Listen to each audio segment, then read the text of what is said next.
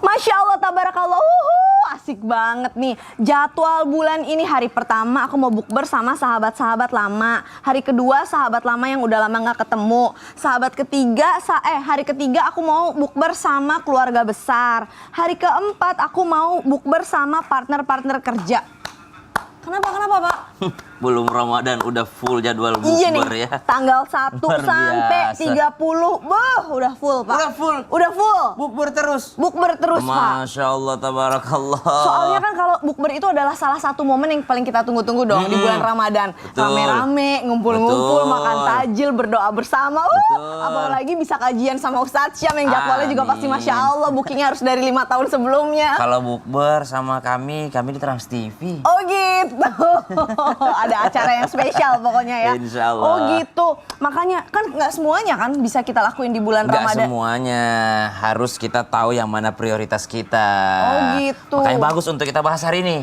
Tema kita hari ini apa ya? Momen istimewa yang hanya ada saat Ramadan. Itu aja kali ya. Itu aja deh. Momen Alhamdulillah. istimewa Lila.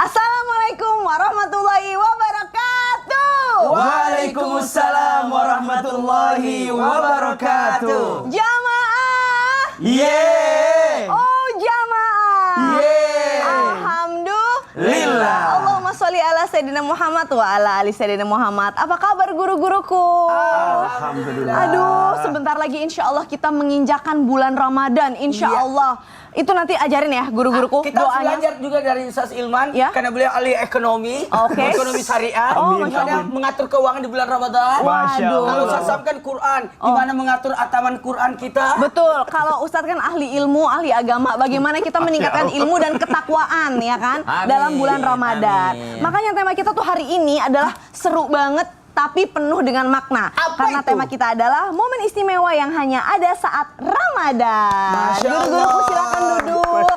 Masya Allah, tabarakallah. Ustadz Hilman, Ya. Assalamualaikum. Waalaikumsalam. Makin viral aja di sosial media nih Ustadzku yang ini, Masya Allah. Terima Iya. kasih.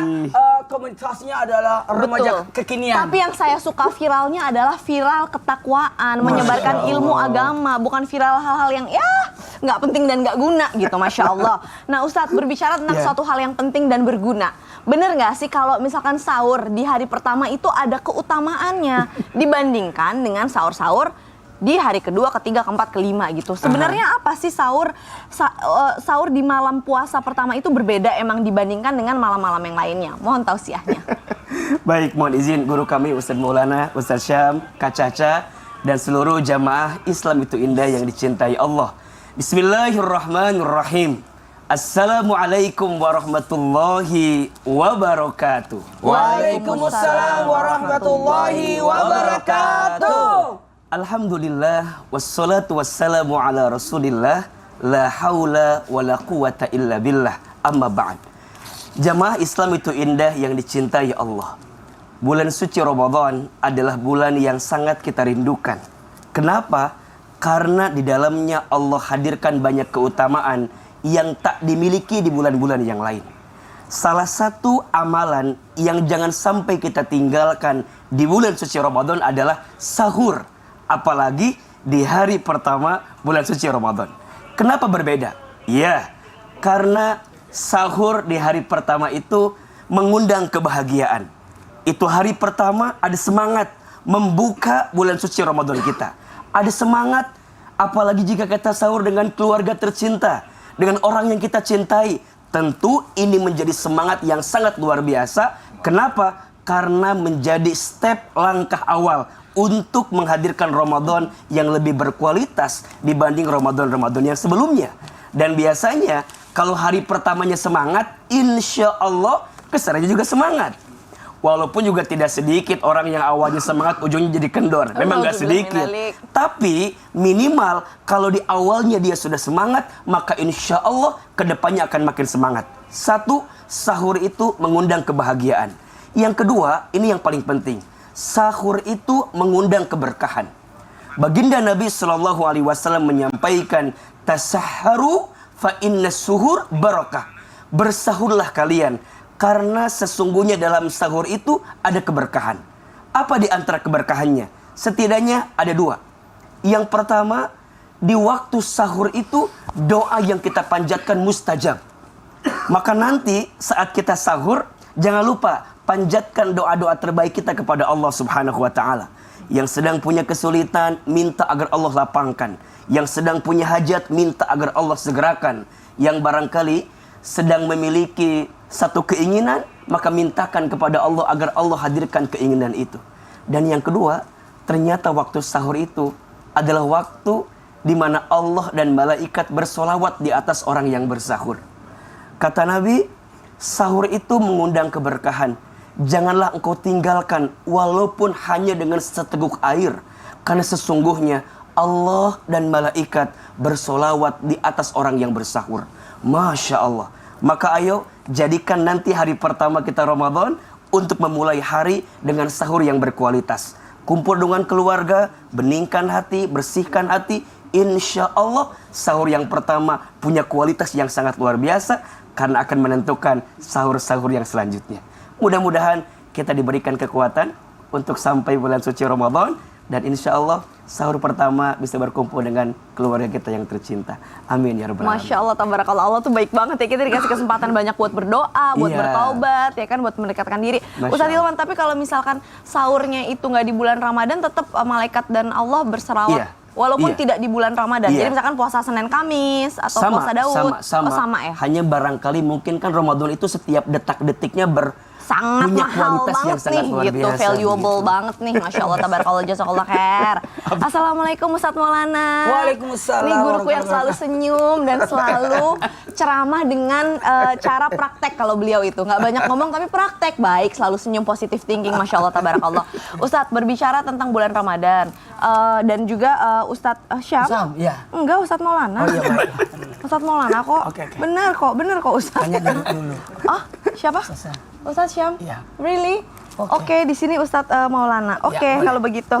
Kalau gitu saya nanyanya sama Ustadz Rame-rame. Syam. Apa Ustaz Hilman aja nggak apa-apa sih? Ya udah deh. Gimana kalau saya jangan? Kalau saya nanti salah. Gimana kalau sahur rame-rame? Oke, gimana kalau sahur rame-rame Ustadz Syam? Gimana kalau sahur rame-rame Ustadz Syam? Kalau sahur rame-rame, tapi kesannya jadi ganggu keluarga atau jadi ganggu atau enggak sih? Misalkan bangunin sahur rame-rame. Apalagi sekarang sudah ada Baraka. Apa baraka? Anaknya. Iya, kalau sahur rame-rame gitu. Terus kadang-kadang kan orang suka bangunin di komplek tuh sahur gitu rame-rame. Iya. Nah, itu berisik. nah itu gangguin orang atau enggak sih sebenarnya, sunahnya gimana? Mohon Yang tausiahnya. pertama, jangan terlalu mudah terganggu deh. Jadi ada orang sedikit-sedikit terganggu, dengar suara azan terganggu, dengar suara sholawat terganggu. Ini apakah hati kita periksa dulu, kenapa kita terlalu mudah terganggu dengan ibadah orang lain? Kalau hati kita sudah tersambung dengan Allah Subhanahu wa taala, insya Allah tidak ada sesuatu yang bisa mengganggu kita. Yang kedua, yang perlu untuk diperbaiki juga, jangan sampai kehilangan esensi daripada sahur tersebut. Karena kalau sudah kehilangan esensi seperti tadi udah keliling-keliling apa segala macam, biasanya keliling-keliling seperti itu siangnya tidak puasa. Dia bangunin orang sahur, dia tidak puasa, subhanallah. Padahal sekarang kan orang bisa bangun dengan alarmnya masing-masing. Jadi sesuatu yang sebenarnya tidak membawa faedah, tidak membawa kebaikan, sebaiknya untuk kita hindari saja. Ya, jadi carilah kegiatan yang lebih membawa faedah. Apalagi sekarang sahur rame-rame ini sudah bisa digantikan dengan alarm dari alarm rumah masing-masing. Allahu taala. Masya Allah. Jadi artinya bijaksana lah ya dalam membangunkan orang sahur. Betul. Kan kadang-kadang ada yang suka naik motor atau nggak naik mobil, bum bum bum bum bum bum bum bum gitu sambil sahur on the road, tapi tuh berisik banget. Sahur on the road. Iya, betul. Apa namanya? Sahur on the road. Tapi kalau ada faedahnya boleh. Kalau nggak ada Iya. faedahnya mohon ditinggalkan pelan-pelan. Baiklah kalau begitu. Nah sekarang mau ngobrol sama Ustadz Maulana nih, udah nggak sabar. Ustadz, kalau tadi Ustadz Hilman itu kan bilangnya hari pertama keutamaannya. Nah sekarang pertanyaan saya sama Ustadz Maulana adalah apa keutamaan orang sahur di 10 hari pertama, bukan di hari pertama. Kalau hari pertama kan tadi kayak nyalain mobil nih, engine-nya dinyalain. Kalau 10 hari pertama tuh apa sih keutamaannya? Mohon tausiahnya. Makasih banyak Caca yang luar biasa. Yang sudah padat jadwal buka puasanya. Masya Allah, Masya Allah. Ustaz Hilman dan Ustaz secara istri bupati Masya ya. Allah, Masya Allah. Bismillahirrahmanirrahim. Assalamualaikum warahmatullahi wabarakatuh. Waalaikumsalam warahmatullahi wabarakatuh. Alhamdulillahirrabbilalamin. Allahumma salli ala sayyidina Muhammad ala sayyidina Muhammad. Marhaban ya Ramadan. Selamat datang wahai bulan Ramadan. Ramadan itu bagikan tamu. Dan jangan engkau biarkan tamu itu datang hanya sampai di depan pagar. Jangan sampai engkau mengatakan dia cuma sebagai pengantar paket. Atau hanya sampai dalam pagar sebagai pencatat meteran listrik atau PDAM. Atau masuk di dalam ruang tamu sebagai mohon maaf pengantar undangan. Atau sampai ke dapur sebagai pengantar galon ataupun pengantar gas.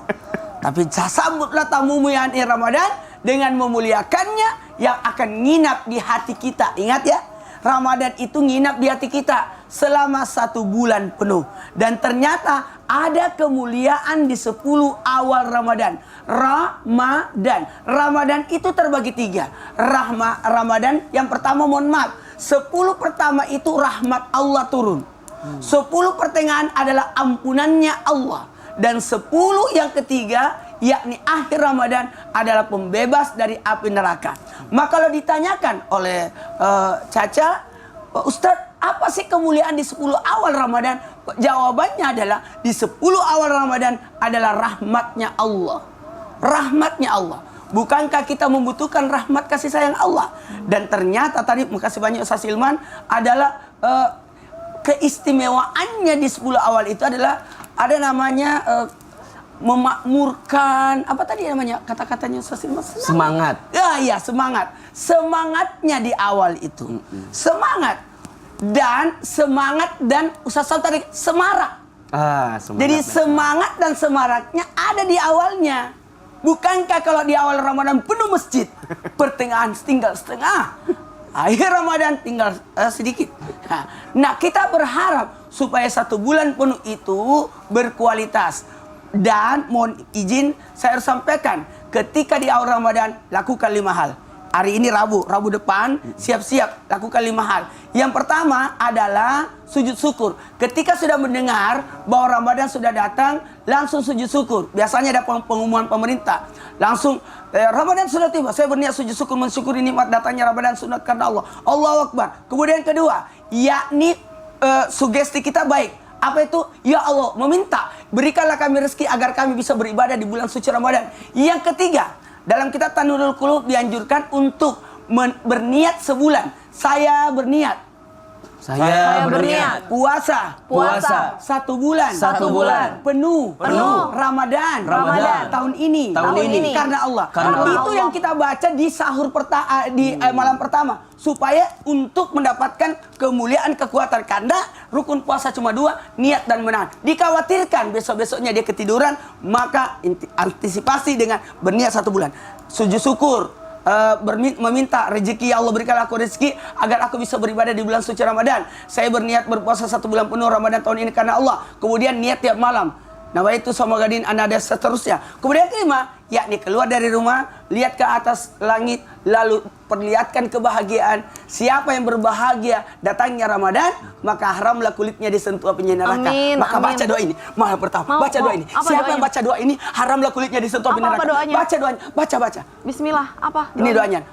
Baca.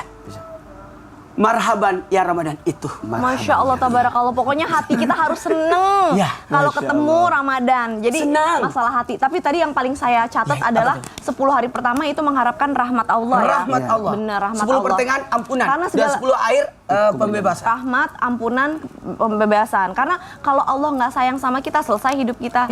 Allah terima sholat kita bukan karena wudhu kita benar. Kalau Allah maha adil, tiba-tiba wudhu kita nggak benar dan Allah tidak memaafkan, emang sholatnya diterima, ya kan? Berarti kan kita bener-bener ini semua kebaikan kita tuh karena rahmat Allah, Masya Allah. Tepuk tangan dulu deh. Saya Luar ceramah, biasa. dia yang ambil ke eksklusif. Kan itu summary.